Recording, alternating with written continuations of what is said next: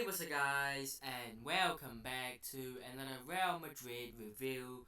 Real Madrid 1, Liverpool 0, 6-2 on aggregate. As Real Madrid progress to the Champions League quarterfinals, I don't think there's ever in doubt. I'm sure quite a number of Liverpool fans may have hoped and dreamed of the comeback, which I would never really put it past Liverpool to have done so. And you know what? They played pretty well for the first 45 minutes. They, I would say, in some occasions were quite unfortunate not to score, and some parts of that is down to Courtois bailing us again. And I mean, what an underrated player Thibaut Courtois is. I mean, we all talk about Benzema, we all talk about Vinny Jr., but I don't see the same amount of appreciation going to Thibaut Courtois. He was incredible, keeping us in this game. And you could say the same from Alisson, even though yes, he did concede the goal, but Alisson was incredible for Liverpool. Arguably, they are man of the match as well. Um, but overall, a clean sheet at home, a clean sheet in the Champions League, and through to the quarterfinals as well. Let's talk about the overall two games. The first leg was the end. Basically, I don't think many people would have expected Liverpool to do the impossible, which was coming to the Bernabeu and scoring 3 goals to bring it to extra time and then win it. It's a difficult task for Liverpool to do so, considering it is at the Bernabeu after all, really. So you gotta give the credits to Liverpool for trying. And I'm not trying to be sarcastic here. I'm genuine. I actually thought Liverpool played quite well. Like I said, first 45 minutes, multiple chances. They could have and should realistically have gone at least 1-0 up, maybe even 2-0 up. My prediction for this game was a 2-0 draw. I really thought it was going to be one of those games where I was like, could Liverpool do something? And I think for Liverpool to be able to come back in this game, it was always going to be Liverpool had to score within the first 25-30 minutes, and then maybe go into the break 1-0, maybe even 2-0 up.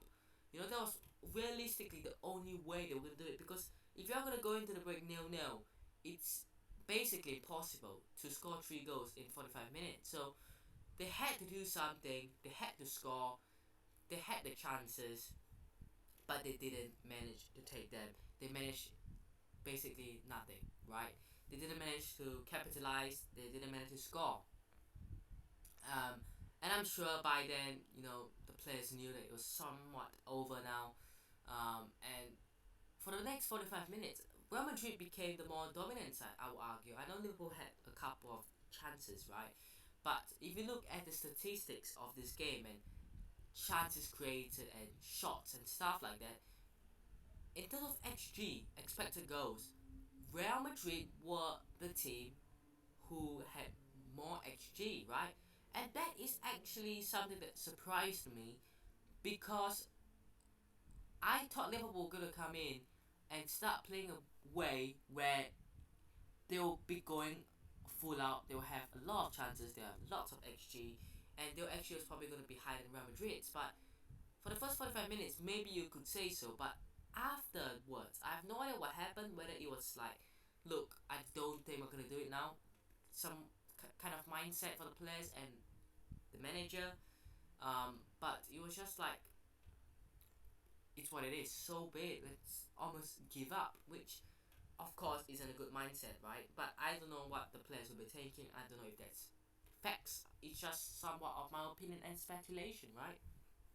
But I felt like Liverpool switched off and almost switched off the engine, and when, you know what, I think it's a good, not possible to make this comeback, right? And Real Madrid ended up having more XG. I know we did score, but winning and scoring does not always necessarily mean that you have better XG and you have played better and you have created more. So look, I expected more from Liverpool, considering they're the team that were going to do something, right? And they were the team that people will be looking at and saying, are they going to be able to do something? Are they going to be able to come back in Madrid at the Bernabeu and shock everybody, right? And hearing this online, and people keep saying, "Oh, but they did it in 2019 against Barcelona." Take into context that Liverpool side were the Champions League winners that season, right? That Liverpool side still had and still were the best team in the world, arguably. This season, I would not expect anything from Liverpool. I would not expect anything from Liverpool, right? And I think people were getting a lot more hyped after that 7-0 win over United. And look, I'm no United fan. I'm a Real Madrid fan. I'm not a Liverpool fan. I don't really care. But I felt like that game was almost the game which got them a bit more arrogant, you could say. Or shall we say, a bit more hopeful that maybe they can do something. But you're going to the second point, the Bernabeu. You're not playing at home. When they came back against Barca, they were playing at Anfield. So look, you're going away to the Bernabeu. Your team isn't as good as it was in 2019. No, your midfield isn't as good as it was in 2019. You know, things have changed since 2019. It's been 4 years. So look, you can't be saying, "Oh, this happened 4 years ago. Surely it's gonna happen 4 years later." You can't say that, right? Because things have changed, things evolved, and look, all these comparisons to Barcelona in 2019 was and were very irrelevant. It was irrelevant, and to that fact as well, 7-0 against United, everyone's getting so hyped up. What happens? Liverpool come in, they play quite well for 45 minutes. What happened? They fade afterwards, and Real Madrid get the win. And Real Madrid knows how to do that.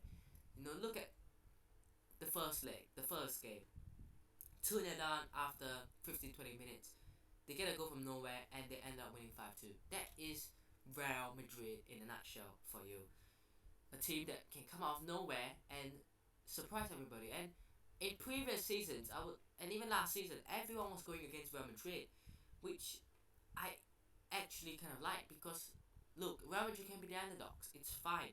As long as they win trophies, it's fine. But this season, I'm seeing a lot more Real Madrid are the favourites. And that gives me anxiety because I genuinely can't stand those pundits and just people saying that Real Madrid are the favourites. I don't want to put Real Madrid as favourites. Put Napoli as the favourites because they're having an incredible season. Put Bayern Munich as the favourites. Put Manchester City as the favourites. But do not put Real Madrid as the favourites, please. But this is just my personal opinion because what Real Madrid does is, and you could go back to the times when Ronaldo was still at the club, Bale was still at the club. You had those elite players, but I don't think they were ever favourites in a sense. I know they had an incredible team and they were winning it year after year for 3 years in a row, but it was almost like unheard of to say that this team is a favourite back in the days. Really, wasn't it? So look, I would rather Real Madrid not be called the favourites to win it because look, we are not the favourites to win it. If we're talking about squad depth and consistency and playing at a high level, um, and I know we beat them last season, but I think Manchester City is the perfect example. That squad depth they have, incredible. Maybe this might be City's year. Napoli coming out of absolutely nowhere, playing incredibly well. Um, could this be their year? It's the first time they made it to the quarterfinals. Interesting fact that I did not expect. And Bayern Munich are Bayern Munich. That's what Bayern Munich is about. It's still Bayern Munich after all. They are set that can win it, and they have won it. Was it 2020? Yeah, they did win in 2020. So look, all I'm saying is anything is happened. Anything is happening. No, anything could happen.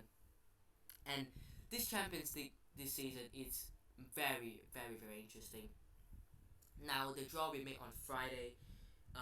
So look, I will do a reaction to the draw, and I will also do sort of like a preview slash prediction slash who I want to draw or who I want Real Madrid to draw in the quarterfinals.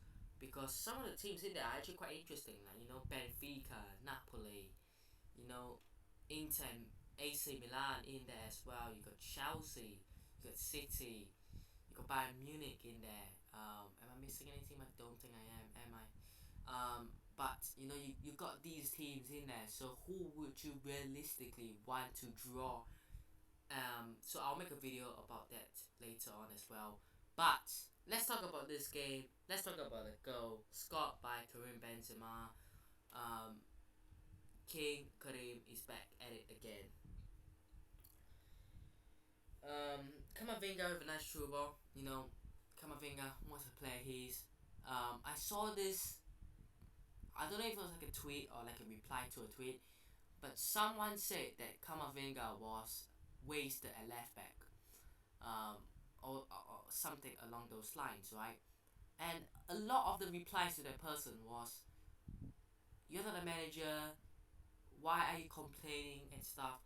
But I actually agree because I think Kamavinga's game is a lot more than a left back. Of course, Deschamps might see him as a left back for France, but I don't think he is a left back. I think there's more to his game than just being a left back. I think you're wasting a talent. I think I wouldn't say it's insulting because it's. I wouldn't put Kamavinga in the level where it's like, how dare you insult Kamavinga? Trying to put Kamavinga at left back. Of course, I wouldn't say something like that, but I just think you putting one of the best young centre midfielders in the world at left back, it's such a waste. And he showed today that he's an incredible player. He's an incredible player. Um, um, and Nacho, oh my days, Nacho, leader, captain material. Out there was keeping Salah quiet. Oh my days, it was incredible. As well. So things were perfect, but Kamavinga, good little through ball forward for Benzema, just to get away from Van Dijk, but it's Van Dijk, and I think he might have got injured trying to get away from Van Dijk as well. Um, but the ball rebounds off Van Dijk and goes to Vinny Jr. I don't know if that was a missed shot. I assume it was by Vinny, but he just fell to the ground. But somehow still manages to assist Benzema, and Benzema with an empty net finish. It's a simple finish, tapping really, and that was the goal. That was the goal, and that was the game done. Pretty simple, really, pretty simple. But it's all it takes, really. But let's talk about some chances. Liverpool, good chance. 6 minutes in. I have no idea what Rudiger was doing for this one. The ball back, a long ball back to Rudiger. He just lets it go past him. I don't know if he knew Salah was there ready to pounce on the opportunity. And in the first leg, Courtois made that mistake and Salah was there. So, look, you can't be doing it when you've got an elite player like Mohamed Salah in there. You cannot give him a single bit. It's one of those players. Like we talk about Benzema, we talk about Mbappe, Messi, Ronaldo, Neymar. These elite players, whom if you give a single chance to, they will take it. If you give them a sniff, they will take it. I think Salah is up there. I think you give Salah the kind of opportunity, he will take it, and he did take it. Good through ball for Nunez, but it's a good save from Courtois to counter that. 14 minutes in, Vinny Jr. has an attempt saved by Alisson. There was off of a corner, short corner, Cruz with a cross in. Rudiger's headed across to Vinny Jr. A good save from Alisson. My man of the match for Liverpool. I genuinely thought that he was keeping Liverpool in the game for some parts of the game, and he was the player who played the best, right? Camavinga had a long range attempt after 20 minutes, hitting the bar. Darwin Nunez curling effort, forcing Quarter to push it away. 33 minutes in, Gakpo hammers a shot at Quarter's near post. Quarter saves, and lastly, Benzema sending Valverde through, but the finish was denied by the legs of Alisson. So, yeah, both sides having their chances. Both sides could have scored more goals for sure. So, it was sort of expected, and my prediction was 2-2, like I said. I thought Liverpool were going to come in, play very, very well for the beginning, which they did. But I thought they're going to score after 15-20 minutes at least. 1-0 up. Maybe Real Madrid equalize, or maybe Liverpool make it 2-0 and then Real Madrid score, or something like along those lines. But I just thought that Liverpool gonna come in very, very strong, play really, really well for the first half, but Real Madrid were gonna be able to counter that and respond and reply to that, which I think would have been most people's sort of prediction, because I did not expect Real Madrid to win this game. I genuinely did not. I thought it would have been a draw, or maybe Liverpool win at 1 or 2-0. But I was shocked and surprised, I suppose. But look, Real Madrid progressed to the next round. Now, the Champions League, we put it aside because we've got the draw, and then we've got to see who we play. And I'll do my predictions on there as well. And we have to move aside from the Champions League, even though the Champions League is Real Madrid's favorite competition to win, isn't it? But if you look at the next game, right? So we still have to play Barcelona 2 times, right, across the next few weeks. But the next time we're playing them is Sunday, right? Against Barcelona at the Spotify Camp Nou in La Liga. Now, this game is a big game because Barcelona are 9 points, I believe, clear in the Liga. Now that would be huge, right? They are 9 points clear, 65 to 56, right? 9 points clear. This, I think, is one of those games where it's a 6-pointer game, really. It's one of those games where it's huge for whoever wins it. Now if it's a draw, we'll be done. We're actually done. If we draw this game, it's done. It's over. We have to be winning this game. It's not like I'm saying it because Barca are crap. Of course not. But we have to win it because it's a huge game for La Liga, right? 9 points. Barcelona win, 12 points. La Liga is over. Real Madrid win, 6 points. Back in the title race. Back in it. 6 points. Anything can happen.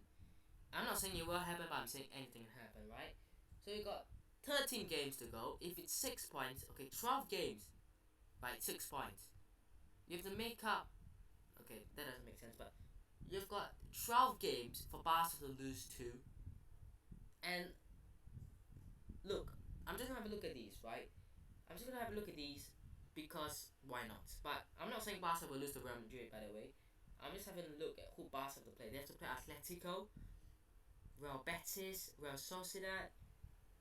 I mean, that's about it. But some games I look at Barca's schedule, I go, maybe they could drop some points there. So first up, you got to finish the job on Real Madrid. No, not on Real Madrid, on Barcelona. I have no idea what I'm talking. But if you're Real Madrid, you have to finish on Barca. If you're Barca, you have to finish on Real Madrid, of course, right? But speaking of Real Madrid's perspective and point of view, you have to be going over. And I know, like I said, it's not easy in any way to just go over to the Camp Nou. And I know it's called Spotify Camp Nou, but go over to the Camp Nou and get a result. We're trailing 1-0 in the Copa del Rey, right? We're trailing 1-0, and we have to go to the Camp Nou to get a result. I don't think we'll do it. And in the Liga, I don't think we'll do it. But if you talk to me about beating Liverpool in the Champions League quarterfinal, or round of 16, or quarterfinals, or whatever, I'll be like, I think we can do it. Because it's the love of having the Champions League. Because it is the Champions League. And it's not like Real Madrid don't care about La Liga. It's not like Real Madrid don't care at all about the Copa del Rey. It's more like, if we were given an option to win the Champions League or La Liga or Copa del Rey, we'll take the Champions League. And that's a mindset that I think Manchester City wants to be at. City, 4 or 5 Premier League titles. They're aiming for 3 in a row. But if you ask any City fan, everybody, I think 99% of City fans will tell you, I'd rather win the Champions League. I think there's players will tell you they'd rather win the Champions League. Because, and I heard this interview with Erling Haaland, right? And he said, I didn't come here to win the Premier League. They know how to win the Premier League without me. I'm here to try to win the Champions League. And look, City wants to be in that mindset as well. They want to be winning the Champions League. And that is not saying they don't want to be winning the league. They want to be winning both. So look, Real Madrid, they progress to the next round. I'm interested to see who we draw. Um, and if you guys want to see my reaction, not to it, stay subscribed. My prediction video slash sort of like a preview to it will be out.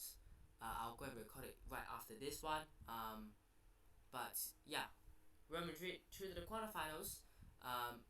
And let's see what happens next. But hope you guys have enjoyed today's review. Hit the like button if you subscribe to the channel if you guys aren't already, and I'll see you guys in the next one. Peace.